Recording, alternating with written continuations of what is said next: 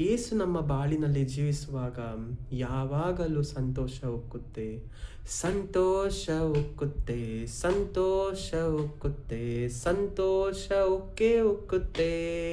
Hallelujah. ಯೇಸು ನಮ್ಮ ರಕ್ಷಕ, ನಮ್ಮ ಪಾಪ ತೊಳೆದ, ಸಂತೋಷ ಉಕ್ಕೇ ಉಕ್ಕುತ್ತೆ.